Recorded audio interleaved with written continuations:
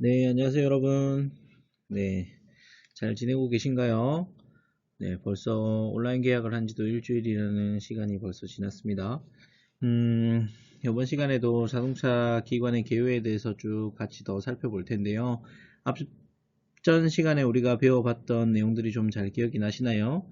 일단 실린더 기간에 따른 부류, 기간 배치에 따른 부류, 이런 내용들 한번 살펴봤던 것 같고요. 그리고 내연기관, 외연기관 이런 내용도 포함되어 있었고, 그리고 자동차의 주요 기관에 대한 주요 부품들에 대한 그런 내용들도 우리가 포괄적으로 한번 살펴봤던 기억이 납니다.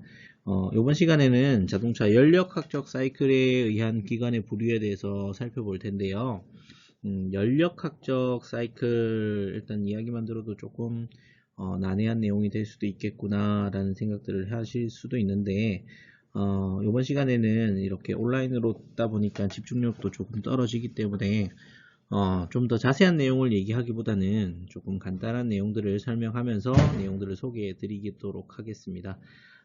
일단 첫 번째로 정적 사이클, 여기 나오는 정적 사이클을 살펴볼 수가 있는데요. 네, 정적 사이클 한번 살펴볼 수가 있는데 오토 사이클이라고도 합니다. 오토 사이클.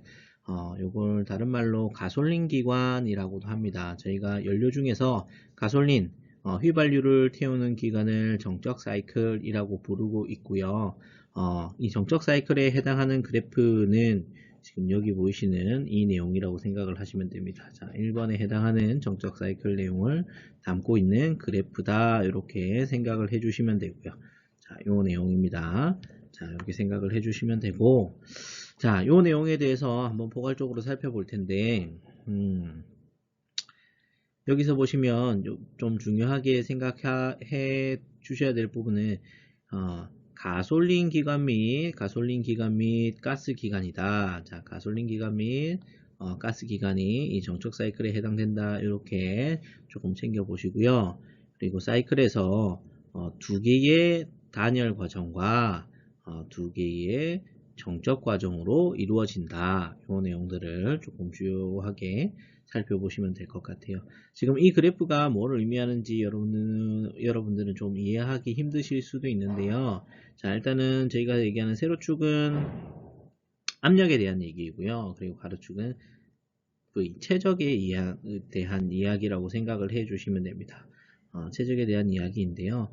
자, 지금 여기 보이시는 이 점선 보이시죠? 이 점선의 구간이 자, 이 위에 자, 이 지점의 점선과 만나는 이 지점의 구간이 우리는 0이라고 생각을 하고요.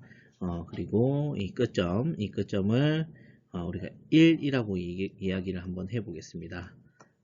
0, 1이라고 이야기를 했을 때 이 0의 지점이라고 하면 상사점을 얘기합니다. 상사점.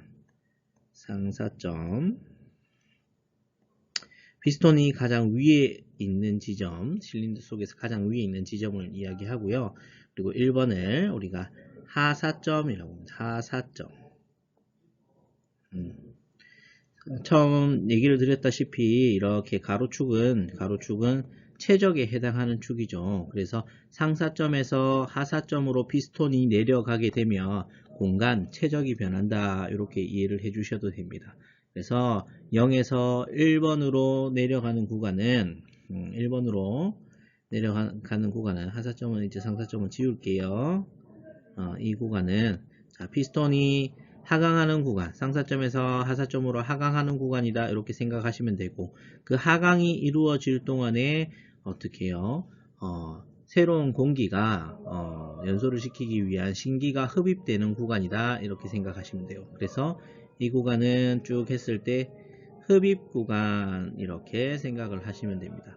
그리고 이 상태에서 다시 피스톤이 상승합니다. 1번에서 2번 구간으로 상승을 하게 되는데요. 자, 이렇게 바뀌어 상승을 하게 됩니다. 이때에는 어떻습니까? 압력도 여기서 이만큼 같이 상승해 주게 되죠. 보이시나요? 압력도 같이 상승을 하게 되는데 이 구간을 압축 구간이라고 합니다. 압축이 이루어지는 구간이다. 압축 구간이라고 생각을 하시고요. 그리고 2번에서 3번, 여기 3번으로 이동하는 구간은 압력이 급격하게 상승하는 구간을 볼 수 있습니다. 최적은 변화하지 않고요. 압력이 그대로 급격하게 상승하는 구간, 이 구간을 우리는 폭발 구간이라고 얘기를 할 수 있습니다. 폭발 구간, 연소로 인해서 에너지의 폭발이 일어나는 구간이다. 이렇게 생각을 좀 해주시면 좋을 것 같고요. 그리고 자, 피스톤이 다시 하강을 하게 됩니다. 폭발을 하고 쭉 다시 하강을 해서 자, 4번으로 오겠죠. 다시 4번으로 오는 구간, 이 구간을 우리는 뭐라고 부르겠습니까? 자, 연소된 에너지가 방출되는 구간이죠. 이 구간은 이제 동력 행정, 폭발이 동력이 일어나서 연소된 가스 열 에너지가 방출되는 구간이라고 생각을 해주시면 되고요. 4번에서 다시 열 에너지가 다시 얘기를 한번 드릴게요. 자, 열 에너지가 방출되는 구간, 방출되면서 이제 운동 에너지가 실질적으로 발생하는 구간입니다. 피스톤이 하강하면서 운동 에너지가 발생하는 구간. 그리고 나서 연소된 4번에서 1번으로 이동하면 연소된 열 에너지가 방출되는 구간이라고 생각을 하시면 돼요. 그리고 피스톤은 다시 어떻게 해요? 0번의 자리로 찾아가겠죠. 다시 0번으로 찾아가게 되는데 이때에는 배기 구간, 배기가스가 빠져나가는 구간이다. 이렇게 간단하게 일단 이해를 해주시면 될 것 같아요.